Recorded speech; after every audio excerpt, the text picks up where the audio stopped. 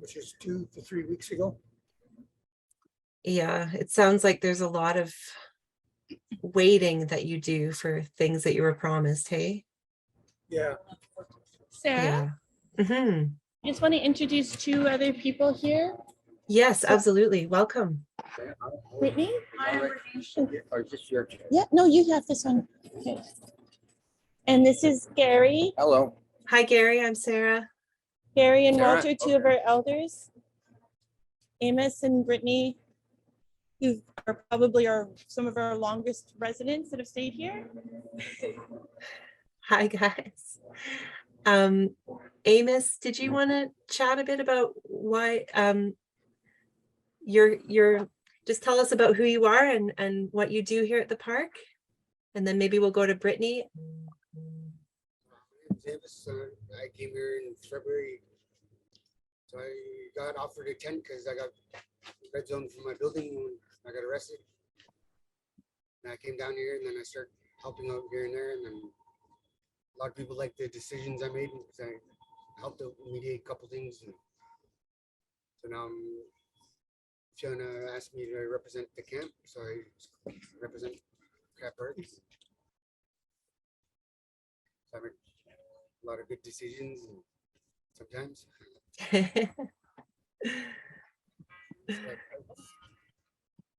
Tell me about one of those decisions that you've made that people liked.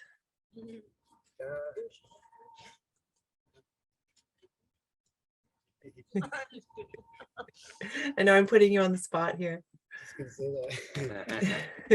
Maybe other folk can tell me about your good decision. All the warming tent, supply tent, the kitchen, making a pantry, security, ops, putting it all in one spot. So I started building that. Gonna start it again. Hopefully get it done today. So that make things a little more efficient. So I made a couple other things. I got Greg to be one of our elders because like the way he was raised, I was raised like pretty much the same generation. So because I was raised by 36 elders, and my hiding name is Slangile Lega. I'm from Haida, from Masson, but I grew up in Vancouver here. I've done construction for a while, but I want to try to get some programs going for tiny homes. So I'm going to make tiny homes, but like traditional longhouses because we're in the West Coast. So. Then we'll put a teepee up and we'll show the difference between interior and West Coast. Nice. A lot of people that don't understand the difference between interior and West Coast, because like we potlatch, we don't powwow. Yeah. There's like there's many different ways of, every nation does things different. So we kind of like, I'm traditional, so like I don't do things that are outside of my culture. I will have to ask for permission first to do it.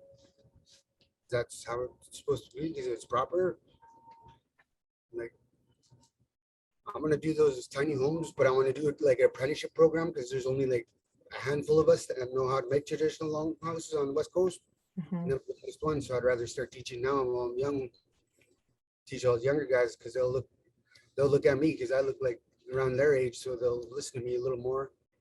Because like it's a little harder teaching your older guys because like the older generation from above me is a little more stubborn. Would you agree with that, Walter? So I always had that problem when I was doing construction down here. I've been doing it for 20 years down here. It's like I could be a certified carpenter if I want. I got enough hours. I just need to get some more hours signed off. Then I could challenge my Red Seal ticket. I turned down BCIT 3 times because I don't want to go to school because it's not for me. To teach. And I was supposed to go to Emily Carr. I went to Native Ed College, but I quit that one because these kind of stupid decisions they made me choose.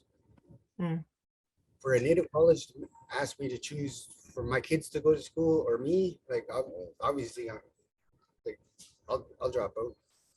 Yeah. Well, it sounds like you've been sharing your teaching and your skills in a way that's been really helpful for the park, for the encampment. And somebody has a question here for you. Oh, a comment. Hawa Amos, I'm sorry if I pronounced that wrong. For your knowledge and keeping your dreams alive. I would love to see your tiny home longhouse style. And someone else is asking, how long have you been in the camp? You know, you and Brittany.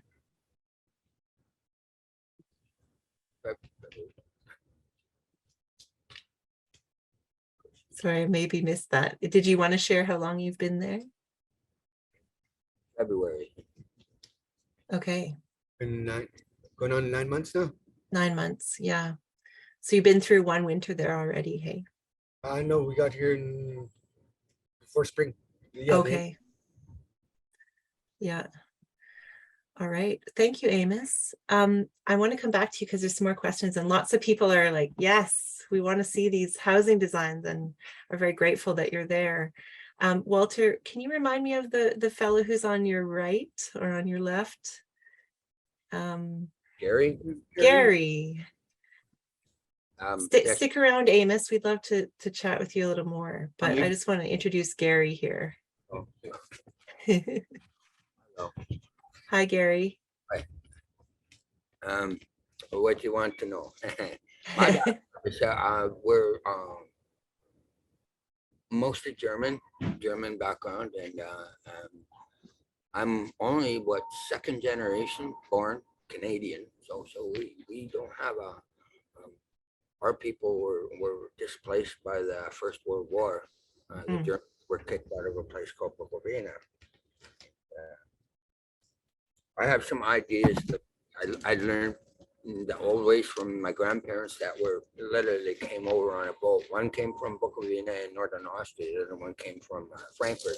Just don't eat all them anyway. I learned their work ethics, the old world ways, and that I'm grateful for. But I have some ideas here about, you know, everybody, not everybody, but the powers that be are thinking in terms of how do we get rid of this homeless problem. Come down here, it's surprising, and this is a unique place. We don't feel that we're homeless because we're a community and we do come together. And so along that lines is why could we not think of it become part of the housing plan and make this a type of transitional housing that would bring, you know, because you think of it in terms of how much it would cost to house 80 people in an SRO, what they could do for us in our quality of life. It benefit the whole community benefits because we become less of a problem. We become more proactive. We care about the community more. It's a win-win-win-win-win situation. So if we are allowed to exist, not only exist but permanently exist, and that's what I was thinking would be. It would be awesome if we could do that.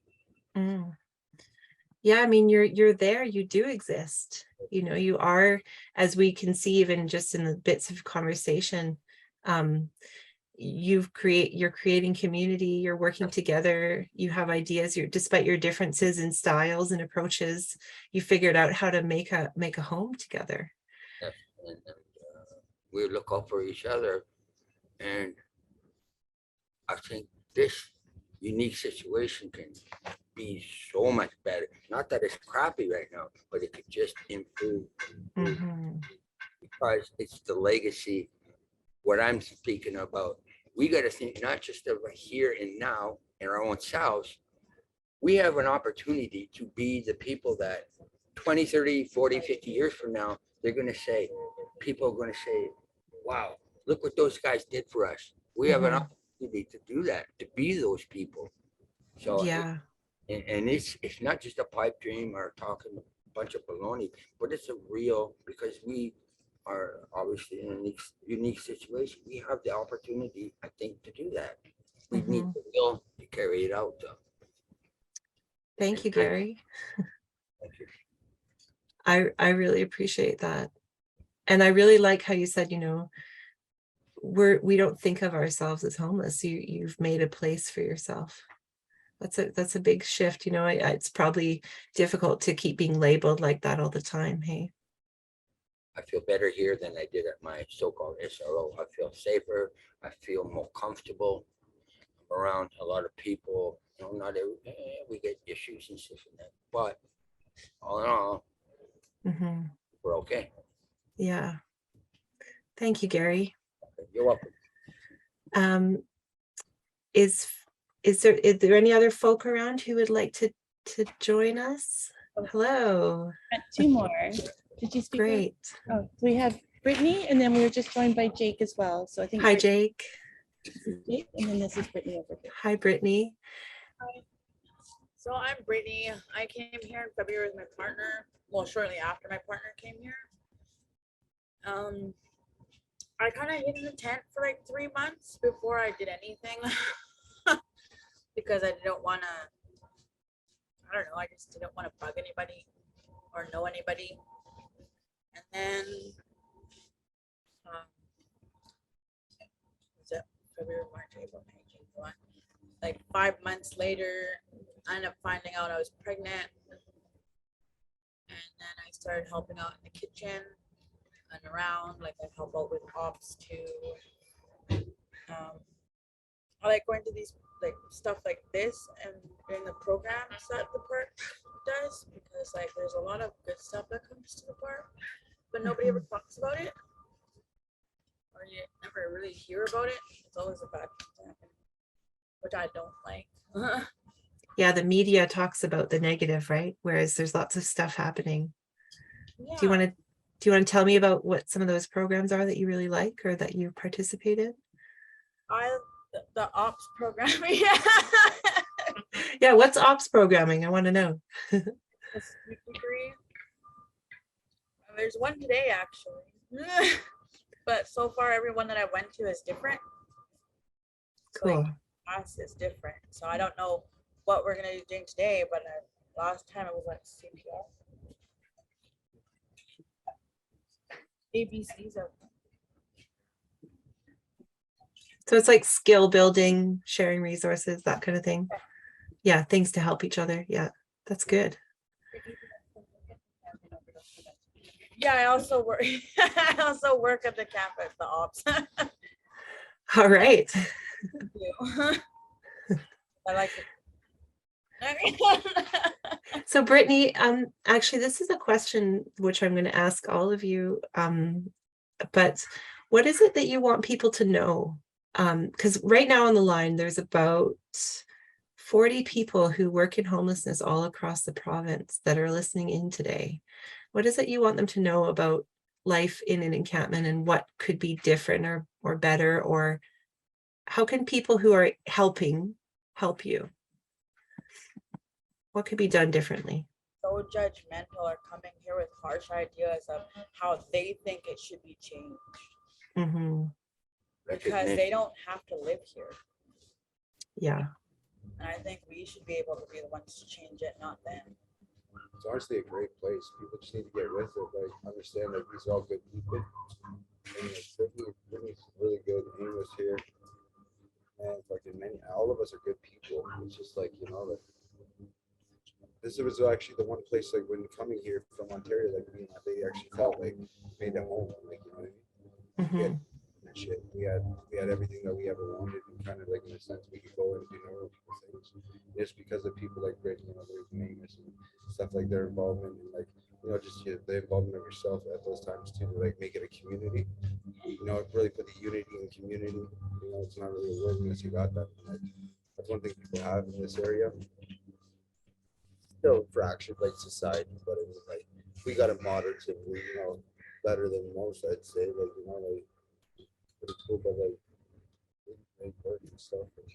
So we sent a letter out that was to the people that were trying to get elected, and we offered asked them if they wanted to come stay a night, and one said that they might stay the night, which would be good because like I put myself down here on the downtown east side a few years ago because like I lost a lot of family on Hastings.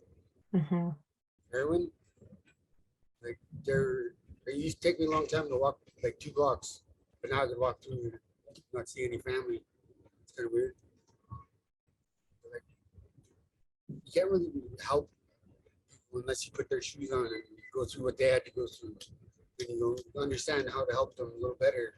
Like there's lots of different ways that, because we all can't heal the same way as everybody else. Like treatment, like recovery, all that stuff doesn't work because it's not for that. It's more for like alcohol. Yeah. Good people around, good people doing good things for each other, right? Not hurt people, hurt people. So did anybody come and stay out the night? Did anybody respond to your letter? Yeah, One day, one did. Have they done it yet? Yeah. Yeah.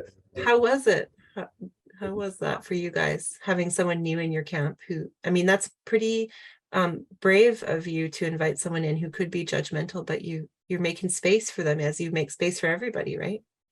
They didn't really agree with some of the stuff at first, but after I talked to them, I kind of explained it a little bit better. So like I think they want to help us now. Yeah. It's that experience. Yeah. So, what I'm picking up, and Jake, welcome. It's nice to see you. Thanks for jumping in. Is that there's actually a lot of conversation and work that you're doing together. Walter was saying that, people sit together and discuss, and you've written letters to politicians. Do you kind of have a group that kind of chats through these things, and how does that get worked out? Collective, they do like a meal, like a big, have like a meal. and there's a meeting We're actually talking about certain family dinners for downtown East Side. Yeah. Yeah.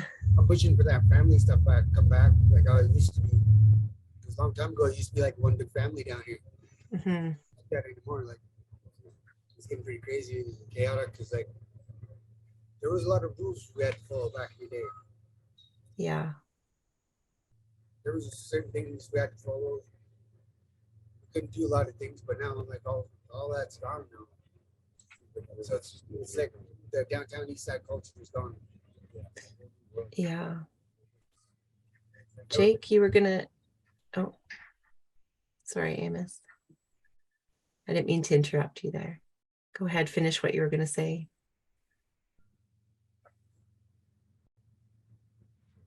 You're good.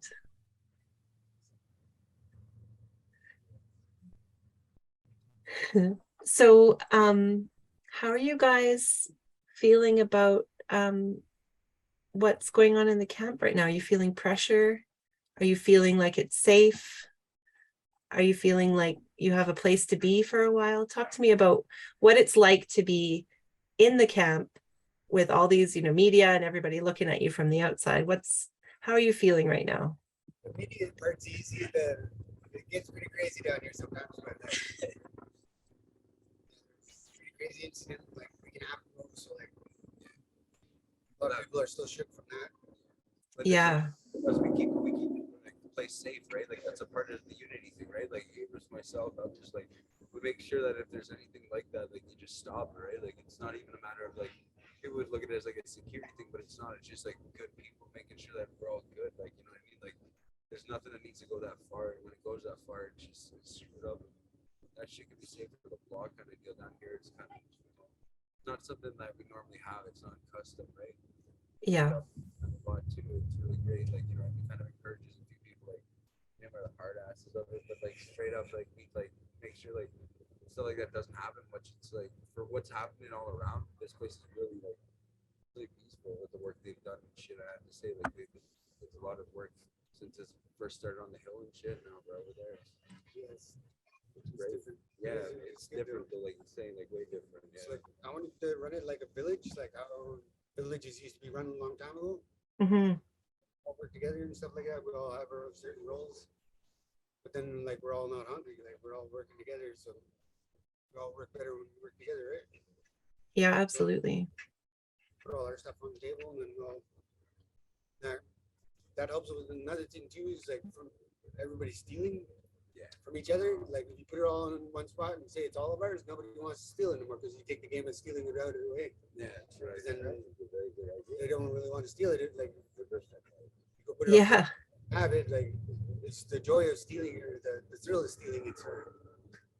So like that's also one I tried those tiny homes. So like we get to use programs for maintain, like learning how to maintain your house, taking care of your house. Yeah. Because people would rather rent to somebody that knows how to take care of your house, right? Yeah. Yeah, won't. Making like little lots and shit, kind of like, So you know, this will be like they were saying the transformation. So like it's like programs and steps to get back in housing. Yeah, absolutely. Like the little long houses, the tiny homes will be training.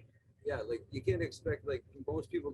You look at the downtown east side or anybody in most situations where they have like there's not a healthy maintenance of like self and like items or anything, right? It's scattered, it's screwed up. And that way, like it would complement the idea of it, right? Because the responsibility of getting a place in tenancy, right? You want to be able to maintain like that positive impact. Any renter can come down and look down like here on Hastings and be like, "There's no fucking way." Pardon Spanish there. There's no way I would ever help like these people, right, or whatever. But like around here with that thing, you know what I mean? Like the pride of your stuff and like the cleanliness, all that. Then that makes I think it would make it a lot easier too, right? Mm-hmm. Idea like for the especially with the like they're talking about the tiny homes, like because it instills that, right? I love that you've got your pup there. And I think that's one thing that people, don't realize is that a lot of housing that is offered, you can't have your furry friends, you can't have your spouses, Sorry, we have the helipad. They like to go right over us. They're fun. It's okay. I like the pup cameo there, because a lot of times in housing that's offered, you can't have pets, you can't have friends, you can't have girlfriends, husbands, spouses, right? So it's nice to see that you have. Something I'd like to mention is on a day like today, talk about feel fortunate. This place is absolutely beautiful. Mm-hmm. We're front and center. And that, how could you not, like when you wake up to this view, my gosh. The view is like spot on too. It's beautiful. Real Shakespeare in a sense. I don't know. Awesome. I get I get